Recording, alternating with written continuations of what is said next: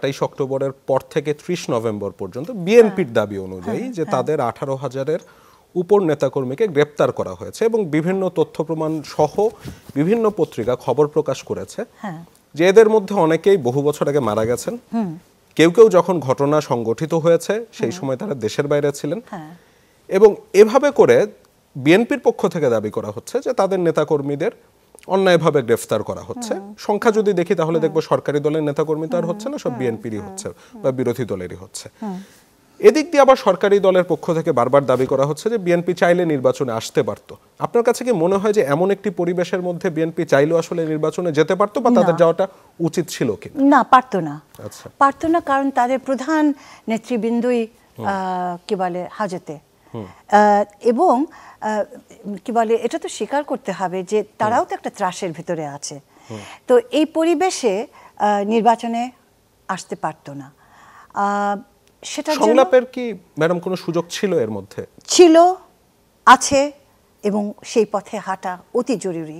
এবং কিন্তু সরকার তো বলছে সংলাপে যেতে গেলে নির্বাচন করবার সময় থাকবে না, সময় একেবারেই নেই। এটা ঠিক নয়, এটা ঠিক নয়। এই কারণে বলছি, এটা নিয়ে বিজ্ঞজনেরা অনেকে অনেক কথা বলেছেন, যারা নির্বাচন বিশ্লেষণ করেন তারা বলেছেন। আমিও আবার এটা রিপিট করতে চাই, কারণ আমার মনে হয় যে আমাদের কনস্টিটিউশনে সেই স্পেসটুকু আছে।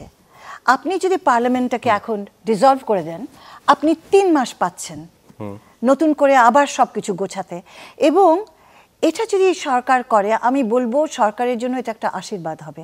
কেন? যে উশৃঙ্খলতাটা তৈরি হয়েছে, এটার থেকে সরকার নিশ্চয়ই নিজেও বুঝতে পারছে যে সব কিছু তার ইচ্ছায় স্বেচ্ছায় হচ্ছে না, অনেক কিছু তার হাতের বাইরে দিয়ে ঘটে যাচ্ছে।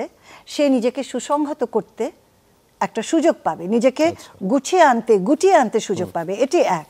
দ্বিতীয় জিনিস হচ্ছে, সব রাজনৈতিক বন্দীদের যাদের বিরুদ্ধে স্বচ্ছ স্পষ্ট অভিযোগ নেই, তাদের সকলকে ছেড়ে দেওয়া উচিত, এবং নির্বাচন কমিশন এটা নিশ্চিত করবে। নির্বাচন কমিশনই বলবে যে একটা সুষ্ঠু নির্বাচনী পরিবেশের জন্য সকলকে ছেড়ে দেওয়া দরকার, এবং আমরা সেই নির্দেশই দিচ্ছি, এবং সেটাও সম্ভব, নির্বাচন কমিশনই করতে পারে।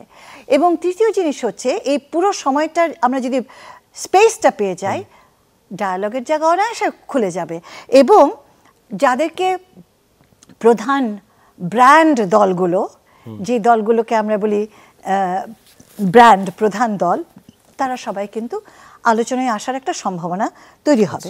হতে পারে তারা গো মেরে বসে থাকতে পারে, কিন্তু আমি বলবো সব রাজনৈতিক দলগুলোকে আপনারা একটু দলের বাইরে চিন্তা করুন, তার ঊর্ধ্বে যান, দয়া করে এবার দেশের কথা ভাবুন।